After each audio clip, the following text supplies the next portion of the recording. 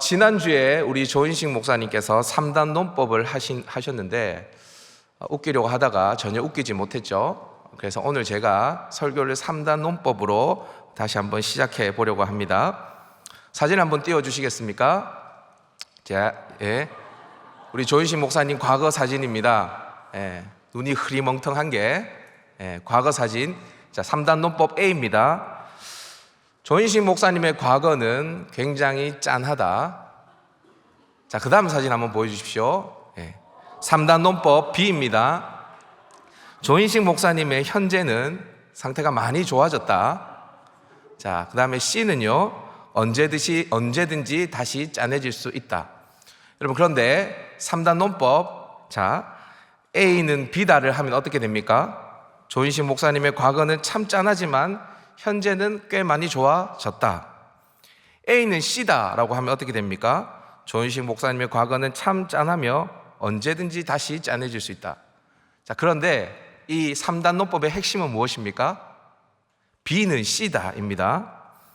B는 C다. 조인식 목사님의 현재 상태는 꽤 괜찮지만 언제 다시 짠해질지 모른다. 이게 숨겨져 있는 3단 논법이죠. 여러분들이 별로 잘 이해를 못 하시는 것 같아서 이제 제 사진을 한번 보여드리면서 제가 한번 설명을 다시 해드리도록 하겠습니다. 한번 보여주시겠습니까? 김보훈 목사님의 현재는 꽤 귀엽다. 여러분, 이 반응은 뭡니까? 좋습니다. 아무리 여러분 샬롬을 떠난 지 제가 한 4년이 되었다고 하지만 그래도 호응을 좀 해주시면 감사하겠습니다. 김보훈 목사님의 현재는 꽤 귀엽다. 입니다. 근데 이제 B입니다. B. 저희 18년 전 사진입니다. 18년 전 사진. 저희 딸에게 제가 누구냐라고 물어보니까 깜장색 옷을 입은 사람이 아빠인 것 같아, 흰색이 아빠인 것 같으니까 애들이 못 알아봅니다. 제가 몇 개월 전에 우리 사역자들한테 보여줬더니 저희 희경 간사님이 저한테 이렇게 이야기했습니다. 한마디로, 목사님 빼세요, 이렇게 이야기하더라고요. 자, 검정색 옷을 입은 사람이 접니다. 자, B는 뭐냐면 김보훈 목사님도 과거에는 참 잘생겼다. C는 언제든지 다시 잘생겨질 수 있다. 자, 그런데 3단 논법의 결론은 뭐라고요? B는 C다입니다. 김보훈 목사님의 얼굴은 잘생겼고 언제든지 잘생겨질 수 있다. 이게 결론이라는 거죠. 제가 여러분들에게 이렇게 사진을 보여드리면서 메시지를 시작하는데요, 여러분, 얼굴에도 반전이 있지만 우리의 인생 자체가 사실은 반전의 연속입니다. 신앙생활도 마찬가지죠. 신앙생활도 반전이 있습니다. 여러분, 성경에서 반전의 인물이라고 하면 여러분 딱 떠오르는 인물이 누구입니까? 저는 가장 먼저 생각했던 사람이 요셉입니다. 여러분, 요셉은 애굽의 총리가 된 사람이죠. 그런데 요셉이 총리가 되기 전에 그는 어디에 있었습니까? 감옥에 있었습니다. 죄수였습니다. 노예였죠. 그랬던 요셉이 애굽의 총리 대신이 되어집니다. 그래서 이스라엘이라는 한 민족을 탄생시키는 주역으로 쓰임받게 되어지죠. 여러분, 원래 죽은 목숨이었는데 강에서 건진받은 한 사람이 있습니다. 그것도요, 바로의 공주에게 발견되어져 가지고 엄청난 지위에 올라간 사람이 있죠. 누구죠? 모세입니다. 이집트의 왕자로 유력한 바로 왕 후보였던 그 모세. 그 모세는 자신의 동족을 괴롭히는 사람들을 때려 죽이다가 정치적인 망명을 하여서 미디안 광야로 쫓겨납니다. 그런데 그곳에서 누구를 만납니까? 여호와 하나님을 만나게 되어집니다. 그리고 80세의 나이에 이스라엘의 지도자로 쓰임받게 되어지죠. 그 역시 반전의 주인공이었습니다. 신약으로 한번 넘어와 볼까요? 신약으로 넘어오면 신약 성경 중에서 가장 많은 성경을 쓴 사람이 있습니다. 누구죠? 바울입니다. 바울. 근데 여러분, 이 바울이 어떤 사람이었습니까?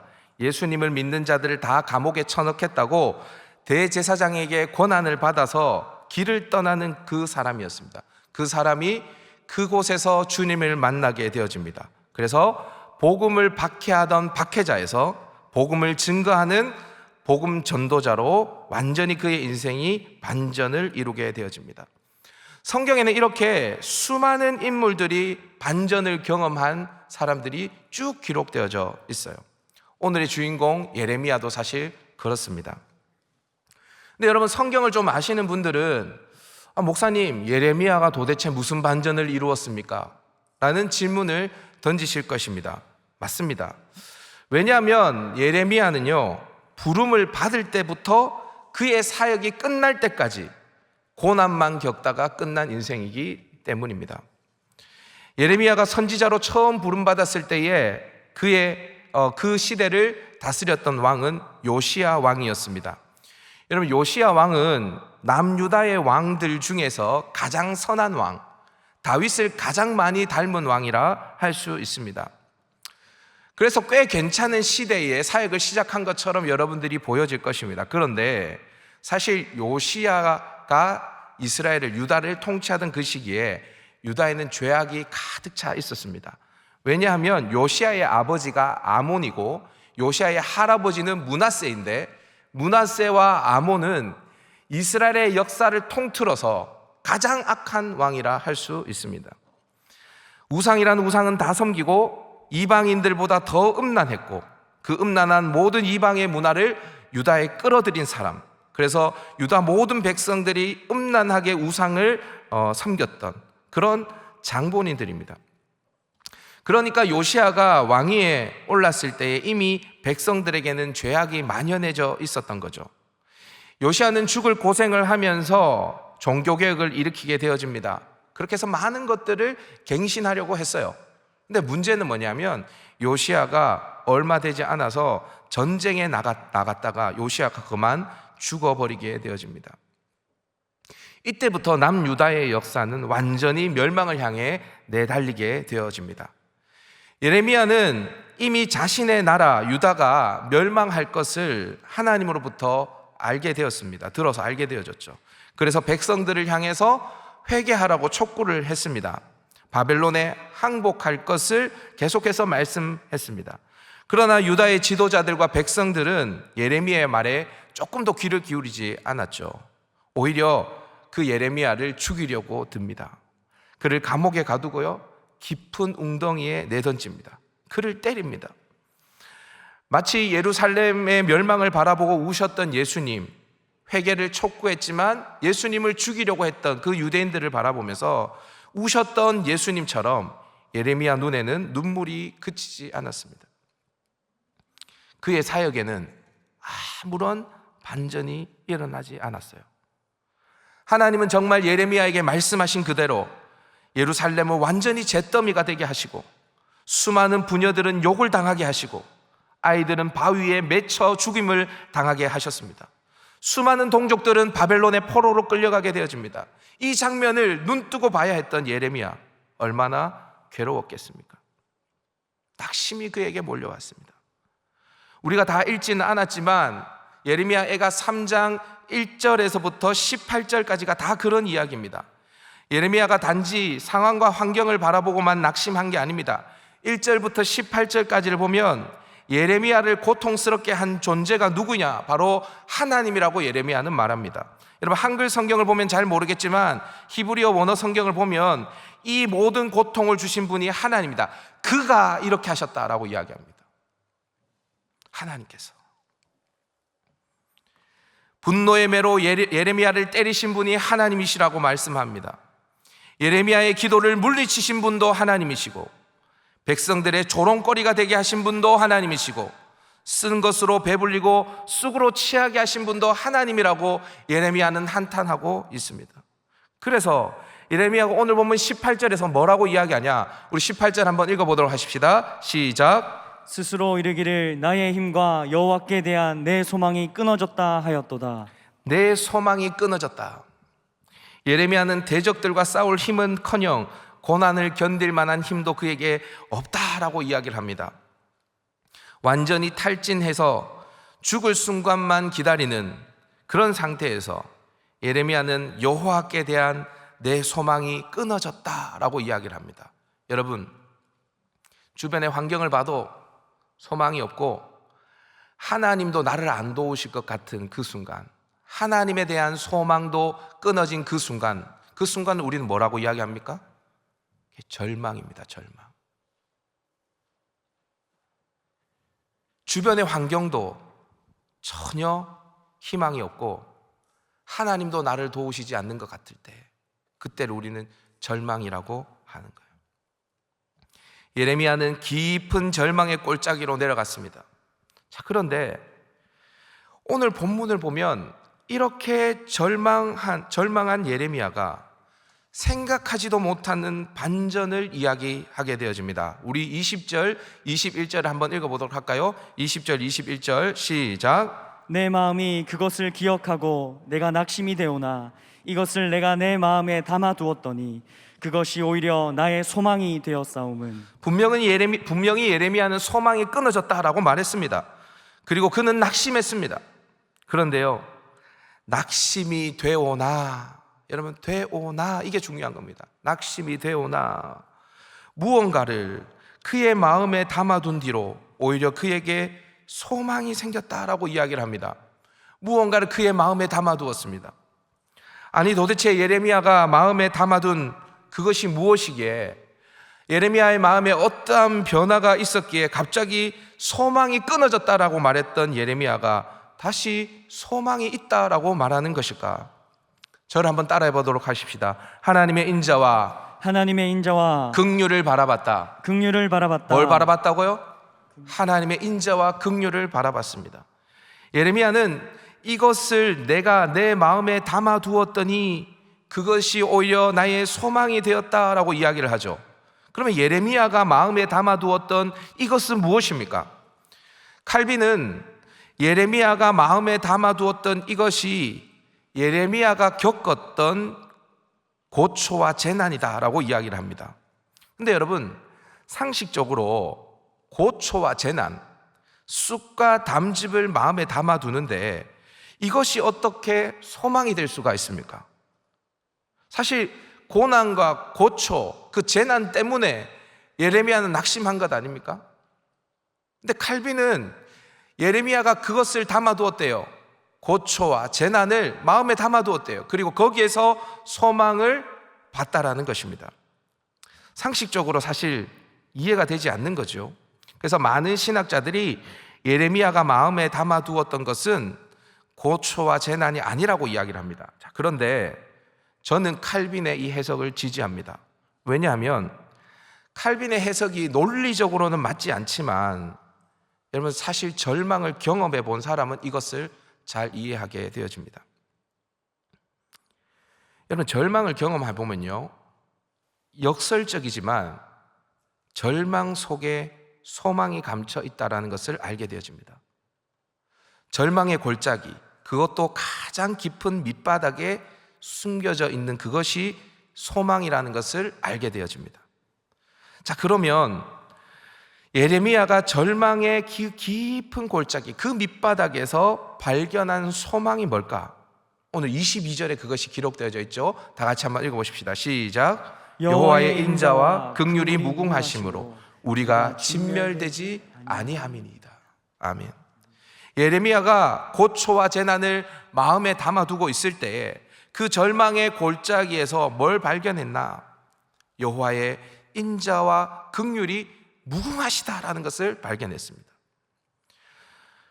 그 처참히 멸망당한 유다 예루살렘에도 하나님이 베푸신 인자와 긍휼이 있다라는 것을 알게 되어졌죠. 아니, 그 인자와 긍휼이 무궁하다라는 것을 알게 되어졌습니다. 하나님의 인자와 긍휼이 그러면 어떻게 그들에게 나타나게 되어졌는가? 예레미야는 무엇을 보고 하나님의 인자와 긍휼을 발견하게 되어졌는가? 우리가 진멸되지 아니함이니이다. 예루살렘 성이 완전히 무너졌어요. 성전이 완전히 파괴되어졌습니다. 수많은 사람들이 죽고 포로로 끌려갔습니다. 그런데 예레미야가 곰곰이 생각해 보니까 아직 우리 민족이 완전히 진멸되지 않았다는 것을 알게 되어진 겁니다. 자신을 포함한 수많은 유대인들이 아직도 살아남아서 유대 지역에 있고, 비록 포로로 끌려갔지만 수많은 유대 민족들이 포로민으로 살아가겠지만 그들이 아직도 살아남아 있다는 것을 발견했습니다. 그것이 하나님의 인자와 긍휼 때문이라는 것을 알게 되어진 거죠. 우연히 살아남은 게 아닙니다. 바벨론의 군대들이 사람을 죽이다가 지쳐서 남겨둔 것이 아닙니다. 하나님의 인자와 긍휼 때문에 우리가 살아남아 있다라는 것을 알게 되어진 거죠. 여러분, 혹시 여러분은 예레미야와 같은 절망 속에 빠진 적이 있습니까? 좀 살만하세요? 어떠세요? 저는 이런 경험을 해봤습니다. 절벽 가운데 서 있는 것 같은, 그래서 누가 등을 톡 치기만 해도 툭 떨어질 것 같은 그런 순간을 저는 경험해봤습니다. 발가벗은 것 같고 내 자신이 너무 초라해 보이고 아무것도 할 수 없을 것 같을 때, 다시 일어설 힘이 없을 것 같은 그 순간을 저는 경험해봤어요. 사실 기도할 힘도 없어서 그냥 장의자에 앉아서 그냥 울고 있을 때에 주님께서 문득 제게 이렇게 물어보셨습니다. 보은아, 지금 이 순간에도 나는 선한 하나님이야. 지금 이 순간에도 나는 선한 하나님이야. 이 이야기를 듣는데요, 그 순간 하나님께서 제게 베푸신 수많은 은혜들이 떠오르는 겁니다. 그러면서 마음 깊은 곳에서 이러한 고백들이 그때부터 터져 나오기 시작했습니다. 하나님, 당신은 선하십니다. 하나님, 당신은 완전하십니다. 하나님, 당신은 나를 사랑하십니다. 하나님, 당신은 실수하지 않으십니다. 이러한 고백들을 1시간 넘게 제가 외쳤던 기억이 있습니다. 그렇게 하나님의 어떠하심을 선포하고 난 이후에 저를 엄습해오던 모든 절망들이 사라지고 거기에서 소망이 움돋는 것을 저는 경험했습니다. 상황이 아무것도 변하지 않았습니다. 여전히 앞길이 막막했습니다. 그러나 하나님은 선하십니다. 이 하나의 고백이 저를 다시 일으켜 세워주었어요. 그럼 제가 성경에서 제일 좋아하는 인물이 누구냐면요, 누굴까요? 다윗입니다. 저는 다윗을 너무 좋아합니다. 다윗은 인생에서 2번이나 대적들에게 쫓겼던 상황을 맞이했는데요, 자신의 장인이죠, 그러니까 아내의 아버지죠, 자기의 장인인 사울 왕에게 쫓겼고요, 그리고 자신의 아들이었던 압살롬에게 쫓겨다니면서 광야를 전전했습니다. 다윗이 사울에게 쫓길 때에 다윗이 어디로 피하냐면요, 가드라는 도시로 피하게 되어집니다. 여러분, 얼마나 다급했으면 가드라는 도시로 피했을까? 여러분, 가드가 어디인지 아세요? 가드? 예, 블레셋의 수도입니다. 도시입니다. 근데 이 가드를 고향으로 둔 사람이 있어요. 누군지 아세요? 골리앗입니다. 골리앗을 죽인 사람이 누굽니까? 다윗이죠. 그리고 블레셋 사람들을 죽인 사람이 바로 다윗입니다. 그랬던 그 다윗이 사울을 피해서 도망가는데 가드라는 곳에 도망가는 겁니다. 여러분, 가드 사람이 다윗을 가만히 둘까요? 죽이려고 들까요? 죽이려고 들겠죠. 그만큼 다급해서 가드로 피했어요. 그러니까 다윗이요, 이 목숨을 부지하기 어려운 상황에서 어떻게 하냐면 그때부터 연기를 하기 시작합니다. 어떤 연기를 하냐? 침을 질질 흘리는 거예요. 그리고 대문짝에 성문에 막 이상한 글씨를 막 그적그적 떼어집니다. 그렇게 미친 척을 하면서 비참하게 자신의 생명을 보존해 가요. 자, 그런데 다윗이 그렇게 살려고 미친 척을 해야 하는 그 비참한 순간에 다윗이 지은 노래가 시편 34편에 있습니다. 시편 34편. 이 시편 34편은 부제가 이렇게 되어 있습니다. 다윗이 아비멜렉 앞에서 미친 채 하다가 쫓겨나서 지은 시라고 붙여져 있어요. 그런데 이상한 것은 이 시를 읽어보면 다윗의 비참함이 조금 더 느껴지지 않습니다. 1절부터 다윗은 바로 하나님을 찬양합니다. 그런데 이런 상황에서 하나님을 어떻게 찬양할 수 있을까 우리는 의문을 가져야 합니다. 그런데 시편 34편 8절을 보면 그 이유를 알게 되어집니다. 우리 시편 34편 8절 한번 읽어보십시다. 시작. 너희는 여호와의 선하심을 맛보아 알지어다. 그에게 피하는 자는 복이 있도다. 다윗은 사람들을 향해서 여호와의 선하심을 맛보아 알지어다 라고 이야기를 합니다.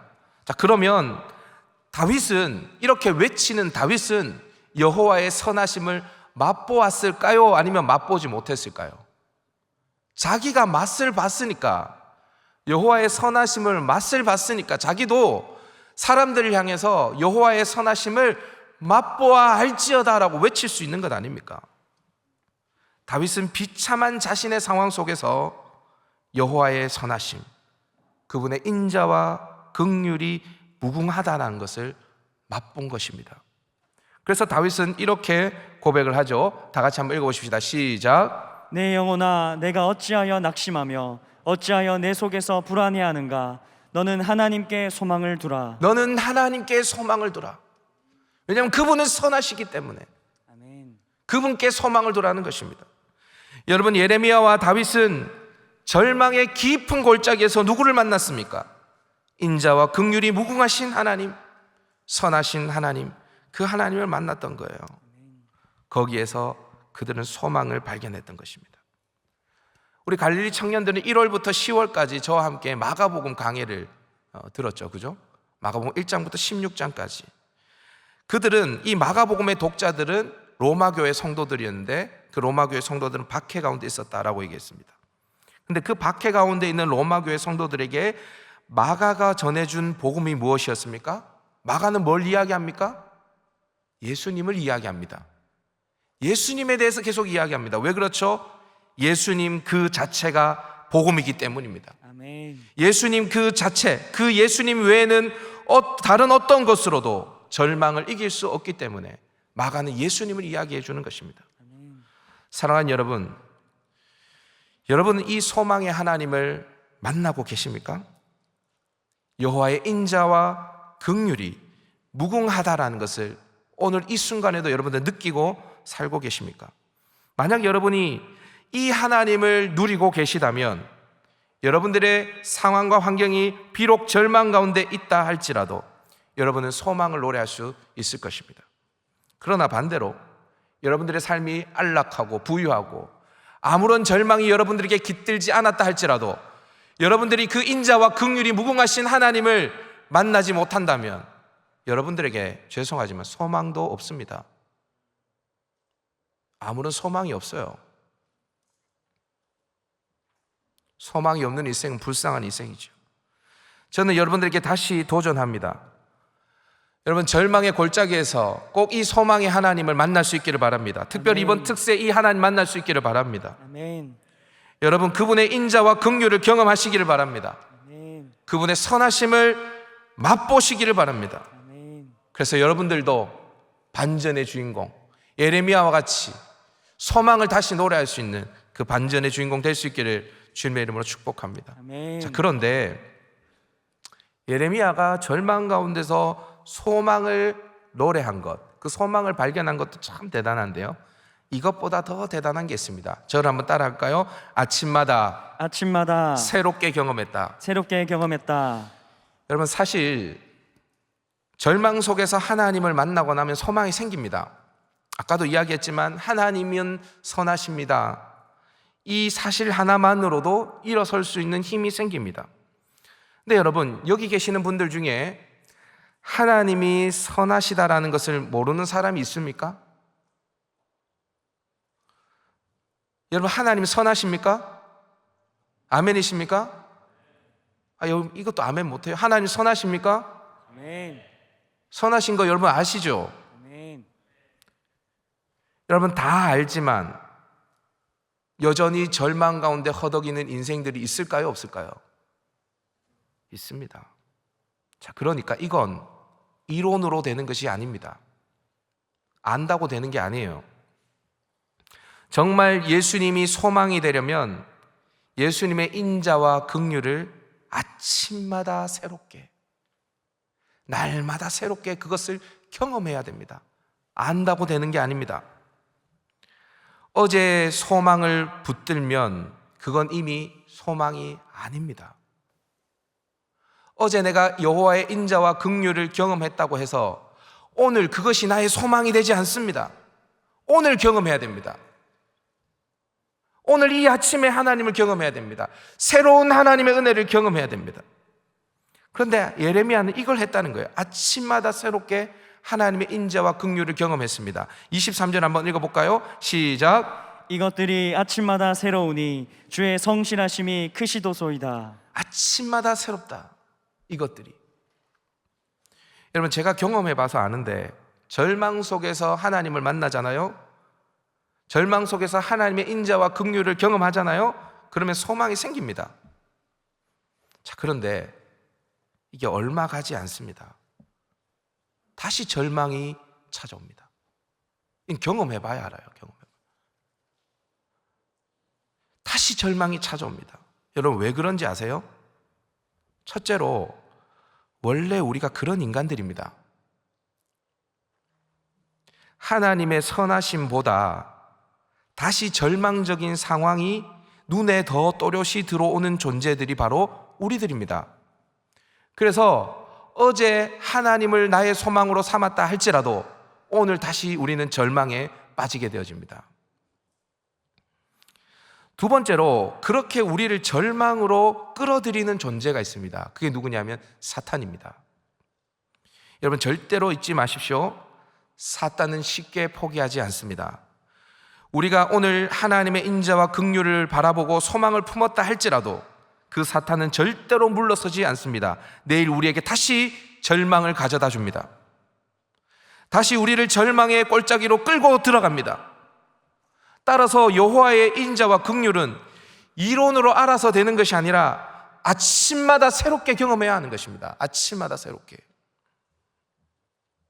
분명히 어제 여호와의 인자와 긍휼을 맛봤는데 오늘 경험한 여호와의 인자와 긍휼은 어제와 또 다른 것입니다. 새로운 것입니다. 여러분, 이러한 새로운 은혜를 우리가 경험해야 되는 거예요. 아멘. 제가 늘 날마다 여러분들에게 말씀드렸죠. 우리 청년들에게는 정말 자주 이야기 드렸습니다. 신앙에는 중립지대가 있다 없다? 없다. 절대로 없다. 중간이 없습니다. 신앙에는 전진하지 않으면 뭐예요? 후퇴하는 겁니다. 선을 행하지 않으면 뭘 행하는 거예요? 죄를 짓고 살아가는 것입니다. 성령 충만하지 않으면요, 마귀로 충만한 것입니다. 은혜가 없으면요, 자신의 공로를 내세우는 것입니다. 마찬가지예요. 아침마다 소망이 되신 하나님을 새롭게 만나지 못하면 그 인생은 절망입니다. 절대로 중간지대가 없습니다. 여러분, 왜 우리가 아침마다 이 새로운 하나님의 은혜를 경험해야 되는지 아시겠어요? 앞서서도 다윗 이야기를 했는데 잠깐 다윗 이야기를 더 해보죠. 여러분, 다윗은 시편 5편에서 이렇게 이야기합니다. 여호와여, 아침에 주께서 나의 소리를 들으시리니 아침에 내가 주께 기도하고 바라리이다.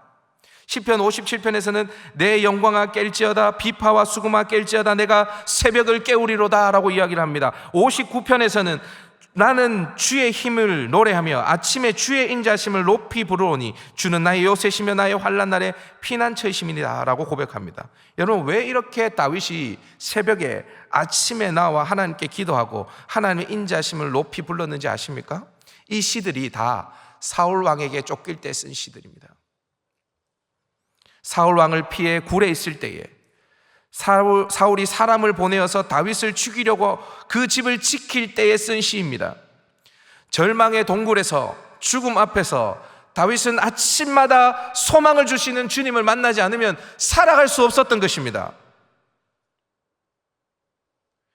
여러분, 주님 만나지 않으면 여러분들이 살아갈 수 없는 인생이 되어야 됩니다. 그것이 복된 인생이에요. 사실 오늘 설교를 준비하면서 제가 어떻게 이 설교를 시작하게 되어졌냐면 2주 전에 우리 청년들이 금요성령 집회에서 찬양할 때 찬양을 부르는데 첫 곡이 뭐였냐면 우리가 오늘도 예배할 수 있는 이유라는 곡이었습니다. 이 곡이 이렇게 시작합니다. 오늘도 우리가 주님 앞에 머물며 예배할 수 있는 이유는 하나님의 인자하심과 긍휼이 있기 때문이라. 이 찬양을 누가 지었냐면요, 장종택 목사님이라는 분이 이 찬양을 지었습니다. 예전에 수년 전에 과거 우리 샬롬 수련회 강사님으로 오시기도 했죠. 이 장 목사님 제가 잘 몰랐어요, 그때 사실. 그런데 제가 연구를 해보니까 이 목사님께서 미국에서 영주권을 가지고 목회를 잘하고 있었을 때였습니다. 큰 교회에서 예배 사역을 하는 소위 잘 나가는 사역자였는데 목사님이 가끔 한국에 와서 집회 사역을 할 때에 마음 없이 예배하는 한국교회 성도들을 바라보면서 부담감이 생겼나 봐요. 그래서 그 영주권을 다 포기하고 미국에서 사역을 다 내려놓고 무작정 한국으로 들어오셨대요. 근데 이렇게 하나님 앞에 헌신했는데 그때부터 목사님의 가정에 고난이 닥치기 시작했다라고 이야기합니다. 여러분, 고난 중에서 가장 큰 고난이 뭘까? 여러분들 잘 모르시겠지만 저는 자식을 둔 아비로서 자녀가 아프면 그게 제일 고통스러울 것 같아요. 이 목사님도 자식이 병에 들었어요. 생사의 기로에 섰습니다. 둘째 오뉴가 희귀병에 걸려서 발작을 하고 통증을 느끼지 못해서 자신의 혀를 이빨로 막 씹고 피가 철철 흐르고 이빨이 다 뽑혔을 때에 목사님은 하나님께, 하나님 도대체 이게 뭡니까?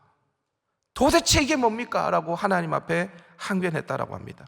하나님을 향해 분노가 치밀어 오를 때에 목사님에게 아주 작은 음성으로 너 이래도 나를 신뢰하니? 라는 소리가 들렸대요. 목사님은 찬양 사역을 아주 오랫동안 했기 때문에 아주 많이 하나님은 선하십니다, 하나님은 좋으신 하나님입니다, 하나님은 은혜가 풍성한 분이십니다 라는 것을 고백했고 그렇게 찬양곡도 지었다라고 이야기를 합니다. 그런데 그 자녀가 죽음 앞에 있는 그 순간 이 목사님은 아무런 고백을 할 수 없었대요. 그러면서 목사님께서 이렇게 말씀하시더라고요. 여러분, 신앙은 이론이 아닙니다. 죽음 앞에서만 사람은 진실해집니다. 여러분, 이게 무슨 말입니까? 절망에서만 우리의 유일한 소망이 누구인지 무엇인지가 증명되어진다라는 것입니다. 여러분, 이 목사님께서 2020년도에 지은 찬양이 뭐냐? 바로 우리가 오늘도 예배할 수 있는 이유라는 찬양입니다. 오늘도 우리가 주님 앞에 머물며 예배할 수 있는 이유는 하나님의 인자심과 긍휼이 있기 때문이라. 사랑하는 여러분, 예레미야가 경험한 아침마다 새로운 여호와의 인자와 긍휼을 경험할 수 있는 저와 여러분 될 수 있기를 바랍니다. 아침마다 새롭게, 아침마다 새롭게. 오늘 경험한 하나님이 아니라 어제 경험한 하나님이 아니라 오늘 경험한 하나님, 부모님이 경험한 하나님이 아니라 나의 하나님, 그 하나님을 꼭 경험하면서 승리할 수 있는 저와 여러분 될 수 있기를 바랍니다.